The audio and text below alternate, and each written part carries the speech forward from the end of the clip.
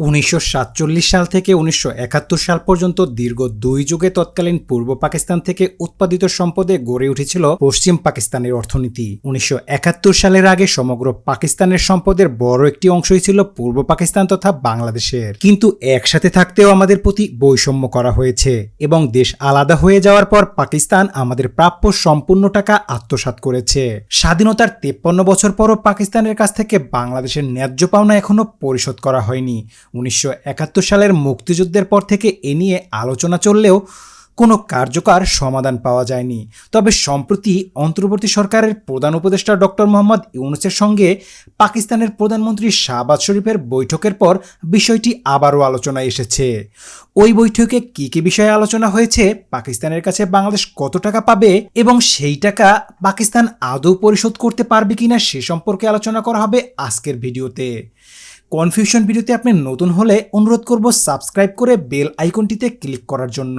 2024 সালের 19 ডিসেম্বর মিশরের কায়রোতে D8 সম্মেলনের ফাঁকে বাংলাদেশের অন্তর্বর্তী সরকারের প্রধান উপদেষ্টা ডক্টর মোহাম্মদ ইউনূস এবং পাকিস্তানের প্রধানমন্ত্রী শাহবাজ শরীফের মধ্যে একটি বৈঠক অনুষ্ঠিত হয়। ওই বৈঠকে উভয় নেতা দ্বিপক্ষীয় সম্পর্ক জোরদার করার লক্ষ্যে ব্যবসা বাণিজ্য, খেলাধুলা এবং সাংস্কৃতিক প্রতিনিধি দলের বিনিময় বাড়ানোর বিষয়ে একমত হন। পাকিস্তান চিনি শিল্প এবং ডেঙ্গু ব্যবস্থাপনার মতো নতুন ক্ষেত্রে সহযোগিতা বৃদ্ধির আগ্রহ প্রকাশ করেছে। তবে পাকিস্তান থেকে এই মুহূর্তে বাংলাদেশের সবথেকে গুরুত্বপূর্ণ সাহায্য দরকার সামরিক শক্তি বৃদ্ধিতে তথা পারমাণবিক শক্তি নিয়ে আলোচনা করা।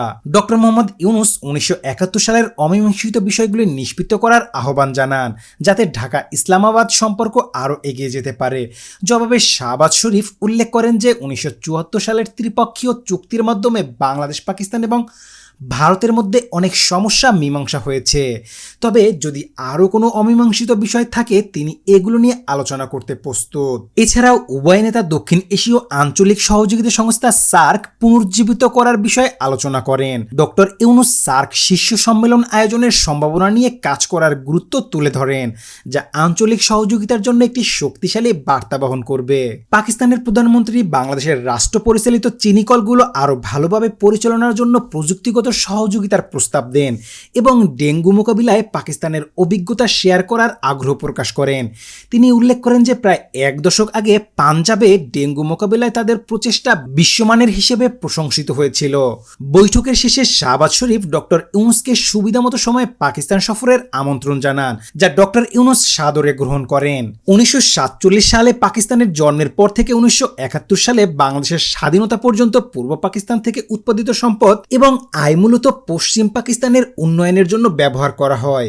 বৈদেশিক ঋণ, রাজস্ব এবং শিল্প খাতে পশ্চিম পাকিস্তানের তুলনায় পূর্ব পাকিস্তানের অবদান বেশি থাকলেও আমাদেরকে বরাবরই ঠকানো হয়েছে। 1971 সালে পাকিস্তান শুধু বাংলাদেশের অস্তিত্বই ধ্বংস করতে চায়নি, সেই সাথে বাংলাদেশকে অর্থনৈতিক পঙ্গু করারও সকল পদক্ষেপ নিয়েছিল। প্রথমত, তৎকালীন পাকিস্তানের বৈদেশিক মুদ্রা আয়ের 70% আসত পূর্ব পাকিস্তানের পাট এবং পাটজাত পণ্য রপ্তানি থেকে। সে সময় পাট ছিল বিশ্বের অন্যতম মূল্যবান রপ্তানি পণ্য, যা শুধুমাত্র বাংলা অঞ্চলেই উৎপাদিত হতো। পশ্চিম পাকিস্তানে কোনো পাট উৎপাদন হতো না। সম্পূর্ণ এই অঞ্চলের অবদানের রপ্তানি আয় সমৃদ্ধ হলেও বৈদেশিক মুদ্রা পশ্চিম পাকিস্তানের ব্যাংকিং সিস্টেমে জমা হতো এবং পূর্ব পাকিস্তান তার খুব সামান্যই ব্যবহার করতে পারত। এই বৈষম্যমূলক অর্থনৈতিক ব্যবস্থাই তৎকালীন পূর্ব পাকিস্তানের জনগণের ক্ষোভের অন্যতম কারণ হয়ে উঠেছিল। 1971 সালের আগে পাকিস্তানের বৈদেশিক মুদ্রার রিজার্ভ ছিল প্রায় $4.32 বিলিয়ন। জনসংখ্যার ভিত্তিতে যদি এই রিজার্ভ ভাগ করা হয় তবে পূর্ব পাকিস্তানের ন্যায্য অংশ প্রায় $2.4 বিলিয়ন হওয়া উচিত ছিল। দ্বিতীয়ত, অবকাঠামো ও শিল্প খাতেও পূর্ব পাকিস্তানের অংশীদারিত্ব ছিল। রেলওয়ে, বিমান পরিবহন, বন্দর এবং টেলিযোগাযোগ সহ রাষ্ট্রায়ত্ত প্রতিষ্ঠানগুলোতে পূর্ব পাকিস্তানের অবদান ছিল বিশাল। তবে এই প্রতিষ্ঠানগুলোর পরিচালনা ও মুনাফা মূলত পশ্চিম পাকিস্তানের হাতে থাকত। তৃতীয়ত, পূর্ব পাকিস্তানের জনগণ পশ্চিম পাকিস্তানের চেয়ে উচ্চ হারে ট্যাক্স প্রদান করলেও সেই টাকার বেশিরভাগই পশ্চিম পাকিস্তানে ব্যয় করা হতো। রাজস্ব এবং ব্যয়ের এই বৈষম্য পূর্ব পাকিস্তানকে আর্থিকভাবে দুর্বল করে তোলে। পাকিস্তানের কাছে বাংলাদেশের পাওনা কত? 53 বছর পর বার্ষিক 6% সুদসহ সেই সম্পদের পরিমাণ দাঁড়ায় প্রায় $943.4 বিলিয়ন মার্কিন ডলার, যা বাংলাদেশি মুদ্রায় প্রায় 11,03,236 কোটি টাকারও বেশি। 1947 সালে পাকিস্তানের প্রেসিডেন্ট জুলফিকার আলী ভুট্টোর বাংলাদেশ সফরে বঙ্গবন্ধু শেখ মুজিবুর রহমান পাকিস্তানের কাছে 400 কোটি মার্কিন ডলার পাওনা দাবি করেন, কিন্তু ভুট্টো সেই দাবি কৌশলে এড়িয়ে যান। সম্প্রতি 2024 সালের D8 সম্মেলনে অন্তর্বর্তী সরকারের প্রধান উপদেষ্টা ডক্টর মোহাম্মদ ইউনুস পাকিস্তানের প্রধানমন্ত্রী শেহবাজ শরীফের সাথে দ্বিপাক্ষিক বৈঠকে 1971 সালের অমীমাংসিত সমস্যাগুলো মীমাংসা করার আহ্বান জানিয়েছেন, কিন্তু শেহবাজ শরীফও বিষয়টি অত্যন্ত কৌশলে এড়িয়ে গিয়েছেন। আন্তর্জাতিক আইন অনুযায়ী যখন একটি রাষ্ট্র বিভক্ত হয় বা অন্য কোনো অঞ্চল বা নতুন রাষ্ট্র হিসেবে আত্মপ্রকাশ করে, তখন সম্পদ এবং দায় দেনার সমান ভাগাভাগি নিশ্চিত করার নৈতিক ও আইনগত বাধ্যবাধকতা রয়েছে। 1947 সালে ভারত পাকিস্তানের বিভাজনের সময় দুই রাষ্ট্রের সম্পদ এবং দায় দেনার ভাগাভাগি আন্তর্জাতিক নীতির ভিত্তিতে সম্পন্ন হয়েছিল।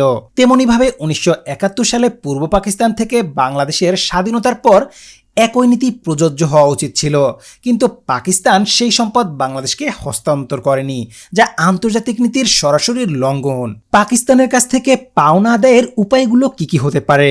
এর প্রথম উপায় হচ্ছে কূটনৈতিক আলোচনা। পাকিস্তানের সঙ্গে দ্বিপক্ষীয় আলোচনা করে দাবিগুলো জোরালোভাবে উত্থাপন করা উচিত। আন্তর্জাতিক ফোরামে দাবি উত্থাপন। যদি কূটনৈতিক আলোচনা ব্যর্থ হয়, তবে আন্তর্জাতিক ফোরামে যেমন আন্তর্জাতিক বিচার আদালত অথবা জাতিসংঘের মাধ্যমে আইনি লড়াই করা যেতে পারে। ইতিহাস ও নথিপত্রের প্রমাণ উপস্থাপন। তথ্য প্রমাণের ভিত্তিতে আন্তর্জাতিক সম্প্রদায়ের কাছে বাংলাদেশের দাবি প্রতিষ্ঠা করা যেতে পারে। বিশ্বের বিভিন্ন রাষ্ট্রের এ ধরনের দাবির বিষয়ে আদালতে হাজির হওয়ার নজির রয়েছে। 1990 সালে ইরাক কুয়েত দখল করার পর জাতিসংঘের মাধ্যমে কুয়েত ক্ষতিপূরণ দাবি করেছিল। ইরিত্রিয়া ও ইথিওপিয়া বিভক্তির পর তাদের সীমান্ত সম্পদ ও দায় দেনার ভাগাভাগিও আন্তর্জাতিক ফোরামের মাধ্যমে সম্পন্ন হয়েছিল। তবে কঠিন বাস্তবতা হলো পাকিস্তানের বর্তমান সরকার 53 বছর আগে পাকিস্তানের লুটপাটের দায় নিতে চাইবে না। এছাড়া পাকিস্তানের অর্থনৈতিক অবস্থা বর্তমানে অত্যন্ত নাজুক।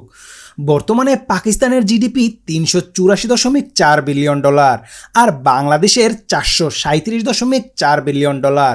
বাংলাদেশ পাকিস্তানের চেয়েও অর্থনৈতিকভাবে অনেক এগিয়ে আছে। তাছাড়া পাকিস্তানের বৈদেশিক ঋণের পরিমাণও অত্যন্ত গুরুত্বপূর্ণ। 2026 সালের জুনের মধ্যে 77.5 বিলিয়ন ডলার ঋণ পরিশোধ করতে হবে পাকিস্তানকে। এই বাস্তবতায় পাকিস্তানের পক্ষে 94 বিলিয়ন ডলার পরিশোধ করা অসম্ভব।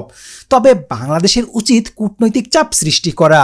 এর মাধ্যমে ভারতের আগ্রাসন মোকাবেলায় পাকিস্তানের পারমাণবিক সক্ষমতার একটি অংশ কৌশলগতভাবে বাংলাদেশের নিরাপত্তায় ব্যবহার করার জন্য পাকিস্তানকে রাজি করানো যেতে পারে। পাকিস্তান যদি অর্থের বিনিময়ে বাংলাদেশকে পারমাণবিক সক্ষমতা অর্জনের জন্য কৌশলগতভাবে সাহায্য করে, সেটা হবে ভারতকে মোকাবেলার জন্য বাংলাদেশের বড় হাতিয়ার। দর্শক, আপনি কি মনে করেন পাকিস্তান বাংলাদেশকে অর্থ দিয়ে সাহায্য করবে, নাকি পারমাণবিক শক্তি অর্জনের জন্য কৌশলগতভাবে সাহায্য করুক?